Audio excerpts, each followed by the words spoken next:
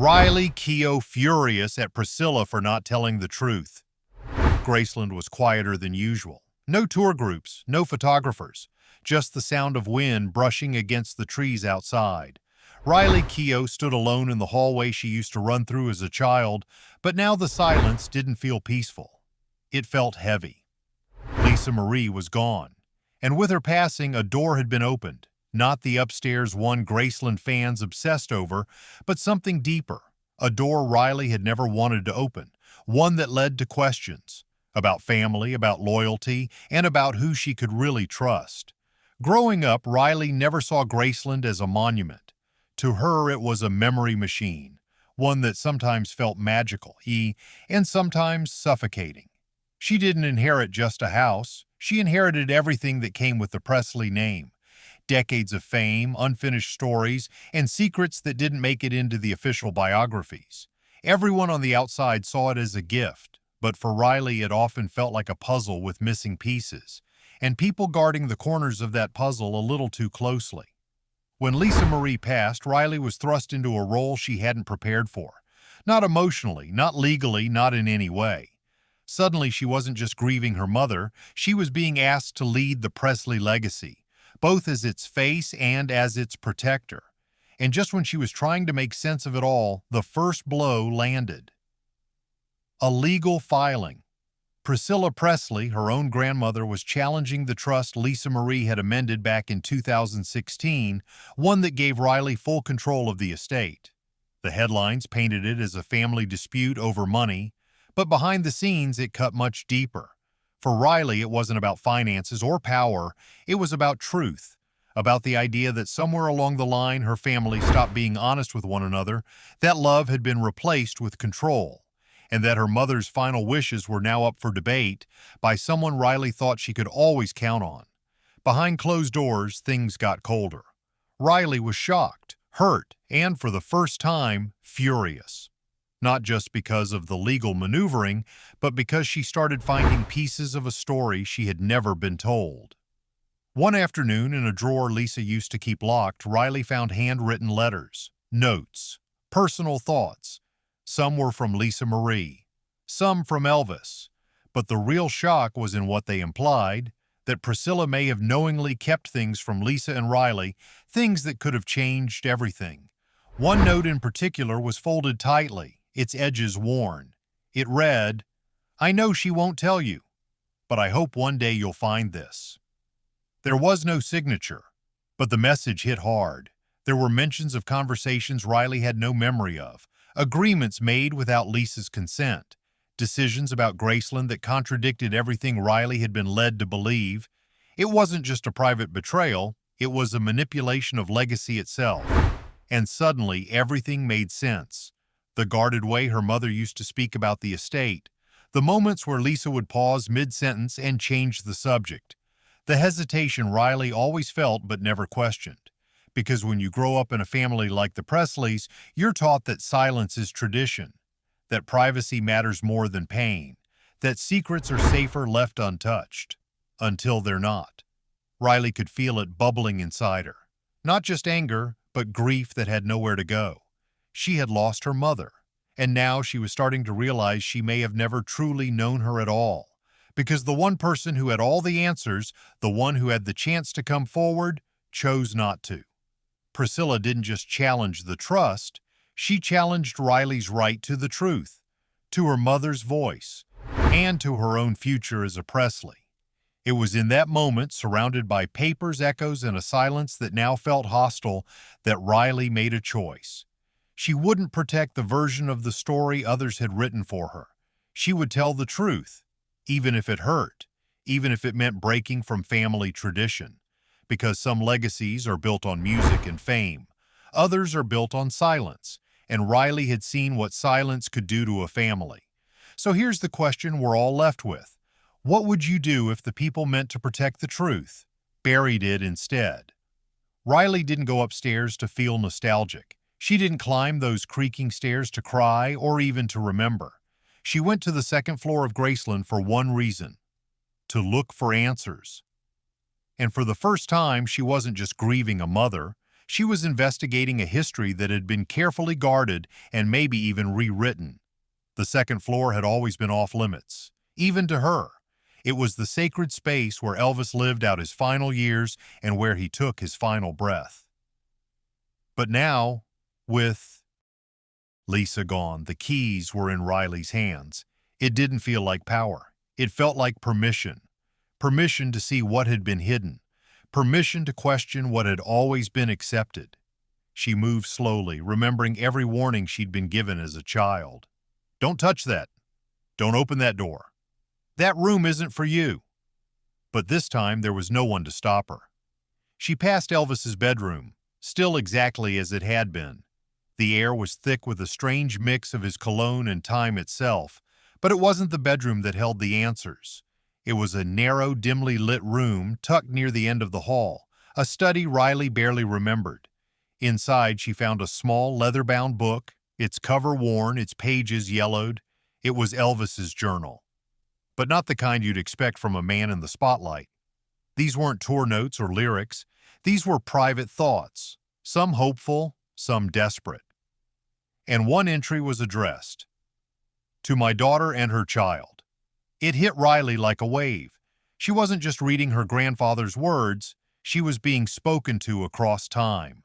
In the note, Elvis wrote about Graceland's future, not as a museum, but as a sanctuary. He wrote about feeling like a prisoner in his own fame, about how the upstairs was the only place he could breathe. He didn't want it turned into an exhibit. He didn't want the world to walk through it with cameras. He wanted someone in the family, someone who could understand him to decide what would become of it. Riley couldn't shake the feeling. This letter was meant for her, but it got more complicated. In the same stack of papers, she found something else, a second journal. This one looked like it had once belonged to Lisa Marie. Her mother had written in spirals, big loops of emotion scribbled in the margins, underlined sentences that hinted at pain she never voiced. In one entry, Lisa wrote, "I know the truth, but I'm tired of being the only one who does." That line sat in Riley's chest like a stone. Had Lisa known what Riley was just now discovering? Had she carried this weight alone? And then came the final confirmation that shattered everything. Folded between 2 pages of Elvis's journal was a note that didn't belong to him or to Lisa. It was from Priscilla. It had no date, no signature, just one sentence. "Some things are better left unsaid. We protect them by not telling." It was vague enough to deny, but clear enough for Riley to understand exactly what had happened. There had been an unspoken pact, and Riley had never been a part of it. Fueled by confusion, heartbreak, and growing fury, Riley started reaching out to longtime staff members, people who'd worked at Graceland since Elvis's time. She didn't ask leading questions, just open ones. What did my grandfather want? What did my mother say about upstairs? Some staff were hesitant, others were relieved to finally talk. And slowly a picture began to form.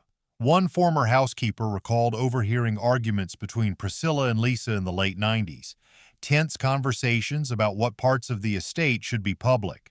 Another said Lisa once told her, "They've already turned Graceland into a theme park. I won't let them turn upstairs into a souvenir stand." And then there were the conflicting stories about how the estate was to be divided, who was meant to oversee what, and when that plan suddenly changed. Riley didn't want to believe her grandmother had gone behind her mother's back, but the more she heard, the more it became clear. Lisa had been isolated in her own fight to preserve the parts of Elvis that felt sacred, and Riley had been left in the dark about all of it. One night, sitting on the edge of the bed Elvis once slept in, Riley finally allowed herself to cry, not just for the family she lost, but for the lies they left behind. Lisa had tried to protect something real, something meaningful, but she had been outvoted, outmaneuvered, and eventually silenced, and now Riley was the only one left to carry the truth. What she felt wasn't just sadness, it was rage, not the kind that makes you scream, the kind that makes you see clearly for the first time. Riley had spent her life believing that Graceland's silence was a form of respect, but now she realized that silence had been used as a weapon, a way to hide betrayal, a way to avoid accountability.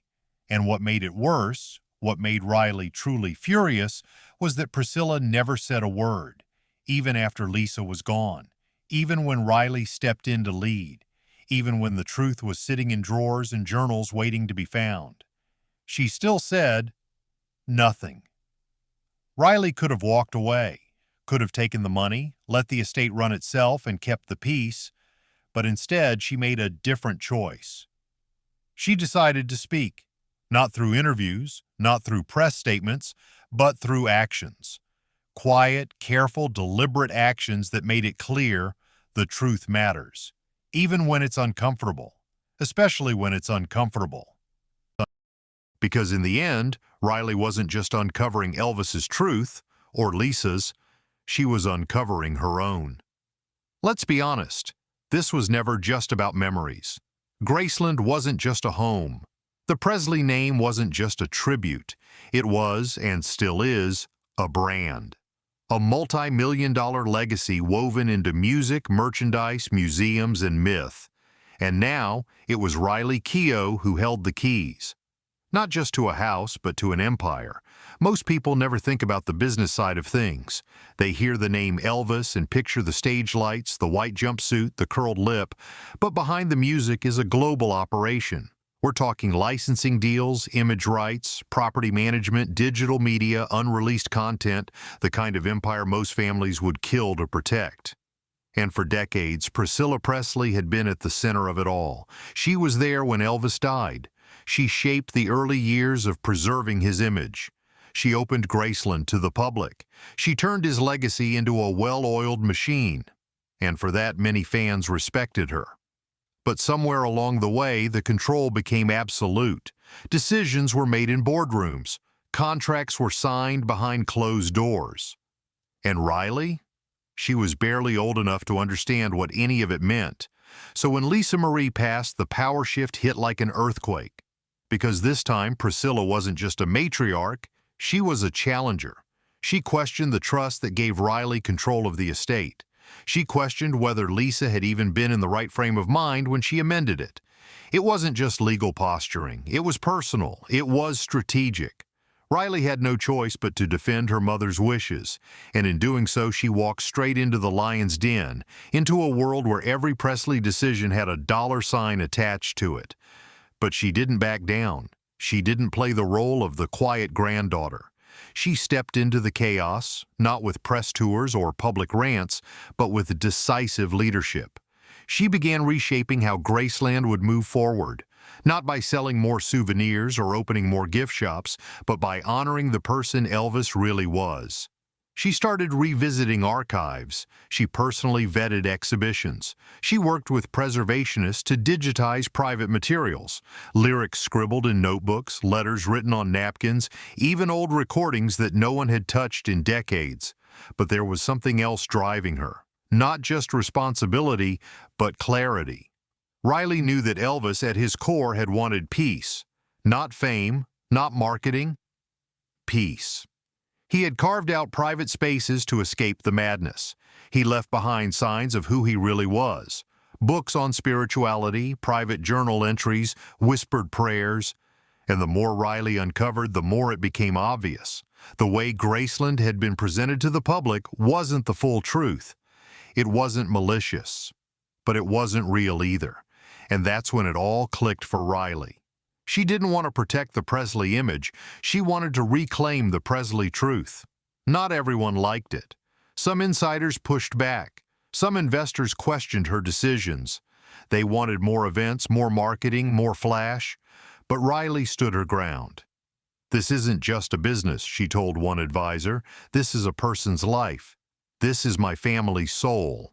And it's hard to argue with that, because for Riley, this wasn't just about defending a name, it was about repairing it. Repairing the cracks that had formed in silence, repairing the distance that had grown between generations, and maybe even repairing her relationship with the grandmother who once stood at the center of it all. Priscilla hasn't said much since the settlement, and Riley hasn't needed her to. The torch has been passed. And Riley isn't just holding it, she's changing the direction it lights up. There's a quiet revolution happening inside Graceland. You won't see it on the brochures, you won't hear it in official press releases, but if you listen closely, really closely, you can feel it in the air. A shift, a reckoning, a young woman refusing to let her family's truth be filtered through PR and profits. Because control isn't just about ownership, it's about intention. And for Riley, the intention is clear. Preserve the truth, even if it means upsetting the legacy it threatens to expose. She didn't ask for this. Riley Keough never planned to carry the weight of the Presley name on her shoulders, but here she is, standing where her mother once stood, where her grandfather once sang, where the past and future meet in quiet confrontation. The world expected her to stay silent, to smile, to pose, to preserve the image, not the truth. But Riley chose a different path. She didn't scream. She didn't sensationalize. She listened. She watched. And when the time came, she acted. Calmly, carefully, powerfully. Behind the walls of Graceland, there are still rooms the public will never see. Not because they hold secrets, but because they hold sacredness. That's what Riley protects now. Not mystery for the sake of drama, but memory for the sake of dignity. She doesn't need to make headlines. She doesn't need to win everyone's approval. What she needs is to honor what was left behind. A voice, a legacy, a story that's not always clean, but always real. And maybe that's what makes her so powerful. Not that she controls Graceland, but that she understands it. She knows it isn't just walls and windows. It's a place where a man searched for peace, where a daughter searched for truth, and where a granddaughter finally found both. Riley Keough broke the silence, not to make noise, but to make sense of it all. And sometimes the bravest thing you can do for your family is to tell the truth they were too afraid to face. Before you go, take a moment and ask yourself this: what does legacy really mean? Is it about fame, fortune, and carefully curated stories? Or is it about the truth, raw, imperfect, and sometimes painful? Riley Keough made a choice. She could have stayed quiet, protected the version of her family that looked best on paper, but instead she opened a door. She walked into the silence, and she came back with something more powerful than a headline. She came back with honesty. If this story moved you, if you felt that weight, that tension, that need for truth, then you're not alone. We tell these stories because they echo something deeper in all of us. The idea that truth matters, that silence can be broken, and that legacies aren't just inherited, they're chosen every single day. So if you want more than just the surface stories, if you want the real stories behind the icons, the headlines, the history, then you're in the right place. Hit that like button, not just for the algorithm, but because you believe in content that digs deeper. Subscribe to this channel, not just to follow, but to be part of something real, a community that values storytelling, truth, and legacy. And turn on notifications so you never miss what comes next, because there's always more beneath the surface, always more to uncover. We're not here to sensationalize, we're here to humanize, to look at the people behind the legends and to honor their stories with the respect they deserve. And one more thing, drop your thoughts in the comments. Whose side do you believe in? Riley's, Priscilla's, or maybe a side we haven't even heard from yet? Your voice matters, and in this space it's always welcome. Thanks for watching, and remember, sometimes the loudest echoes come from the quietest rooms. Until next time.